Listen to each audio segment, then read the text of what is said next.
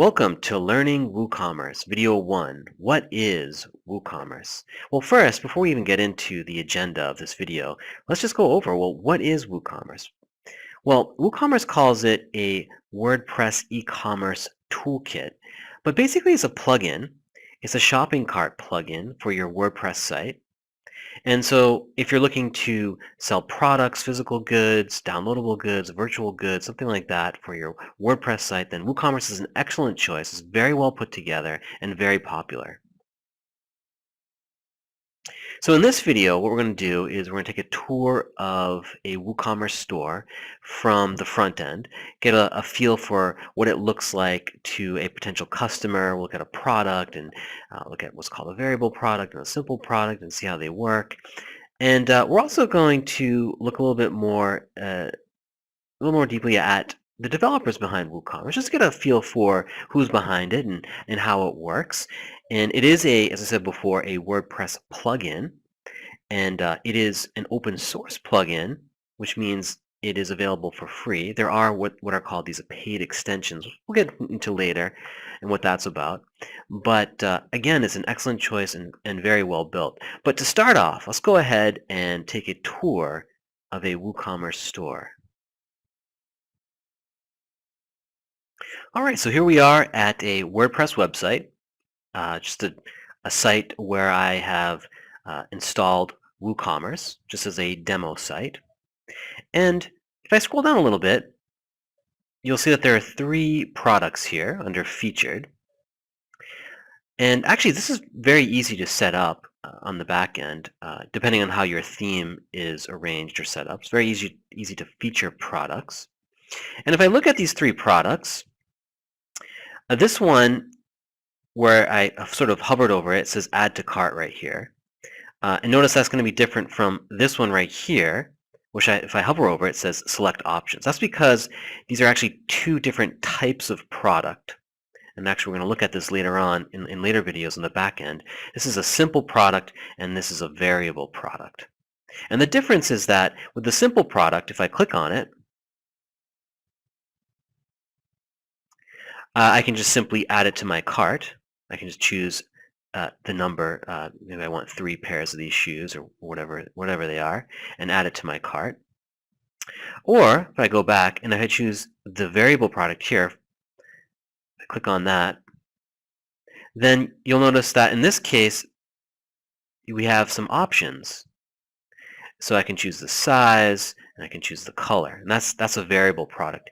And really the difference is that not only do I have options to choose from, but I could potentially also have different prices depending on the options that I choose. So in this case, small may be less expensive than a large. See that, how the price jumped? So you can do those types of settings on the back end, which we will look at later videos. That one in the middle there, I just wanted to put together. It is a simple product, but it is on sale. So I wanted to show you that a product that's on sale could look different. It could have this sale button next to it. It could also have this strike through and the sale price. Now I say could because it does depend on your theme, particularly how this looks right here, the sale button looks like. You may not have it in your theme, but typically in most WooCommerce installations you will see that sort of strike through. But again, the look of it may be different, probably will be different.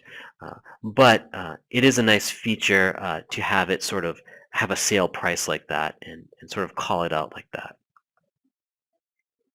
All right, so we look at these 3 products. Now I do want to note that these are all basically shippable products. However, it's also worthwhile to note that you could potentially have a virtual product, and that's fine. And the virtual product is basically something that doesn't require shipping, so you wouldn't charge shipping for. And that could be something like a service. Maybe you're selling accounting services or something like that, and maybe you allow your customers to purchase it by the hour or something like that right online in packs or something like that. So anything that doesn't require shipping. And the third option that you could potentially have is a downloadable product. And the difference between a virtual and a downloadable basically is that a downloadable product is something like an ebook, maybe an MP3, a song, something like that, something that the user could download. So basically you would sell it and they would get a link and they would be able to download the product. And that's basically a downloadable product. So you have these shippable products and there's some options there, and you have you have the virtual products and you have the downloadable products. All right, I also want to show you a couple other things here. I'm going to scroll to the top and um, just in my navigation and click on shop. And this is basically all the products in this demo store here. Okay, and how these are arranged will definitely be different depending on the theme. It could be 2, it could be 3. Again, this could vary quite a bit depending on the theme. But what I did want to show you was these categories right here. Now the styling, of course, and where it's placed is dependent on the theme. However, what's important to note is that you can put products in various categories and subcategories. And so here, there's a category called brand, and then there are sub-brands right here under that. And so, and here we have accessories, main collection. So it allows your users to navigate your store more easily. And if I click on it, so if I click on accessories, that accessories page shows up with just the accessories products, categories in that products in that category. So again, it really helps your users sort of navigate through your store more easily. All right, before we leave our tour here, let's take a quick look at the checkout process and get a better understanding of that. Now first of all, WooCommerce will actually create several pages after you install WooCommerce on your WordPress site, or after it's installed. Several pages will be created. A checkout page. Now, if you display it, you may or may not want to display them in your navigation, but it does create several pages, and so you can see that the customer can go and log into their account, go through the checkout process, that sort of thing. In this particular theme, there's a cart up here where customers can view their cart, click on that to view their cart, and then go through the checkout process. A lot of themes have something similar to that, so it's not unusual.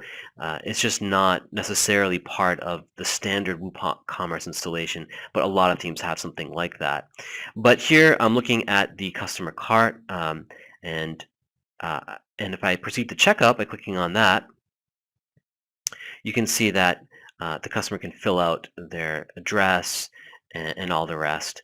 Of course, you can choose which countries you want to ship to. By default, it includes basically every country in the world. For the most part, you may not want that, obviously. But then it will also calculate shipping for you. So in this case, I have free shipping set up on all the orders. Obviously, you don't have to have that.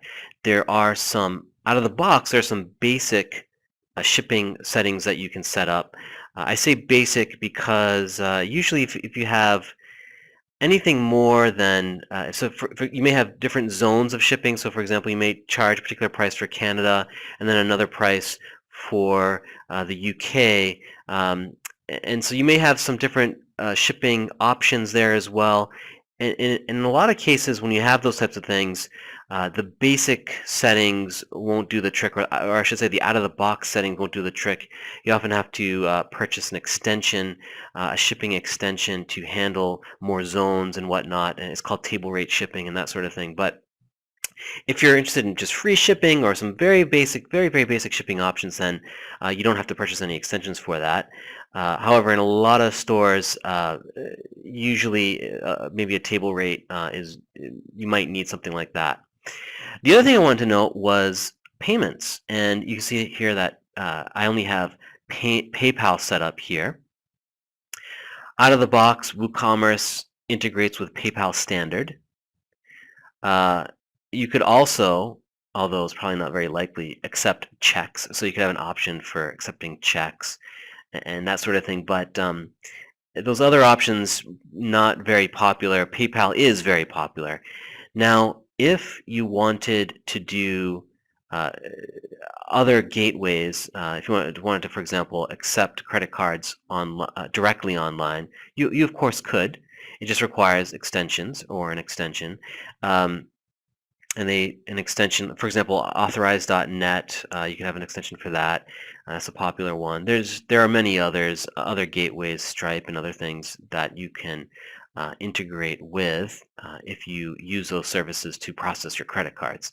Obviously, if you're doing something like that, there are other requirements outside of WooCommerce that you may need to take into consideration. For example, you'll need an SSL certificate, so you can have that HTTPS and have a secure payment. So there are other things you need to consider besides an extension when you're taking credit cards directly. However, out of the box, PayPal's integrated, PayPal standard. You have it there. It doesn't require an SSL certificate because the payment's not being processed on your site. It's being processed on PayPal's site, and it's very, very easy to set up. In fact, we'll look at that, but it just requires your PayPal email address, and it works great.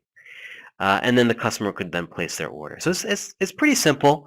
It's a nice, clean checkout process, and then the out-of-the-box features very easy to set up, and you can get your store going really set up very quickly by just using the basics of WooCommerce. Okay, so who is behind WooCommerce? Who would actually give it away for free? Well, actually, it's a company called WooThemes, and I'm on their homepage right now.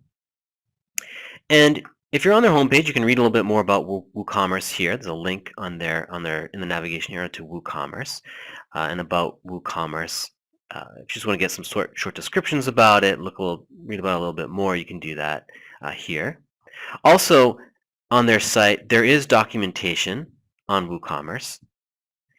And in particular, I wanted to point out the user guide right here.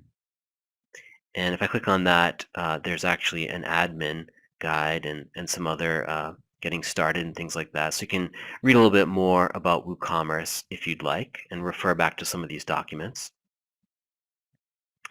But I wanted to just mention that WooCommerce actually started off, it is an open source plugin, meaning that it's community developed. It's just managed by WooThemes. I should say that. So that's why it's a free plugin.